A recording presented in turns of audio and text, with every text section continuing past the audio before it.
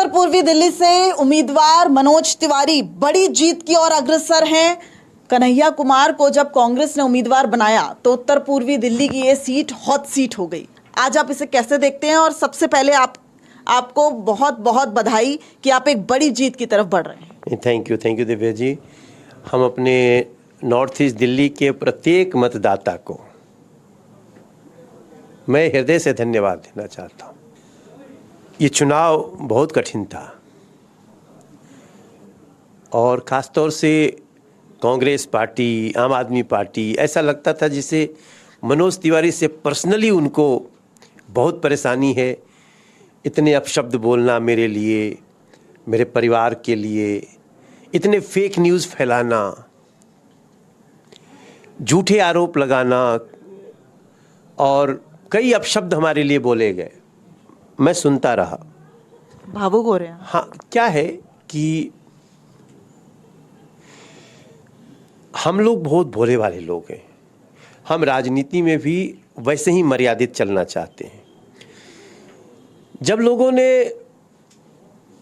इतने सारी बातें करी, इतनी झूठी बातें, हमारे इंटरव्यू को काट काट के और हमारे तरह तरह से आरोप लगा, तो दुख तो होता था। लेकिन हमारी क्षेत्र की जनता ने हमारे काम को, जो हमने उनके लिए किया है, उस पर मुहर लगाई है लगभग।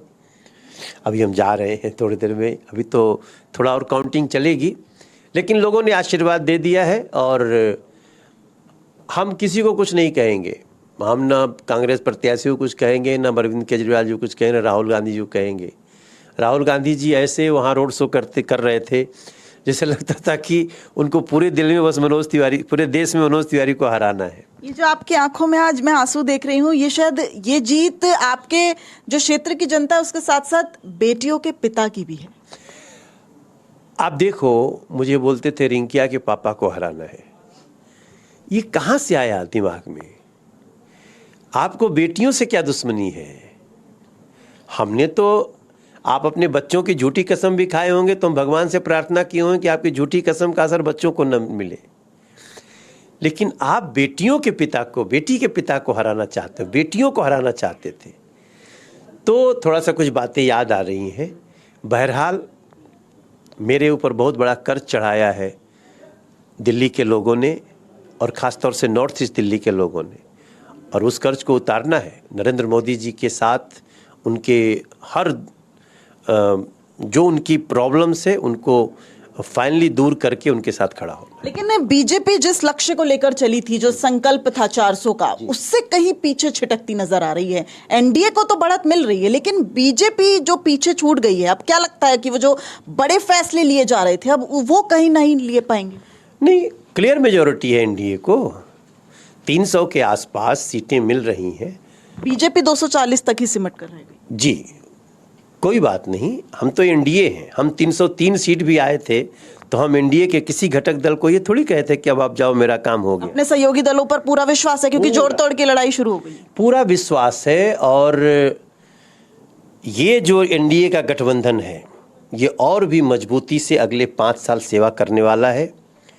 और देश का जो मिजाज है कि मोदी जी प्रधानमंत्री रहें, वो एनडीए को क्लियर मेजॉरिटी दिया। अगर एनडीए को 272 से कम मिलता तो फिर हम चिंता की बात रहती। एनडीए को क्लियर मेजॉरिटी मिला है और एनडीए के सब घटक दल, मोदी जी के साथ नीतीश जी हों और जितने लोग हैं, मैं सबके नाम में नहीं जाऊंगा, एकजुट होकर के देश को विकसित बनाने के लिए अगले 5 साल काम करेंगे।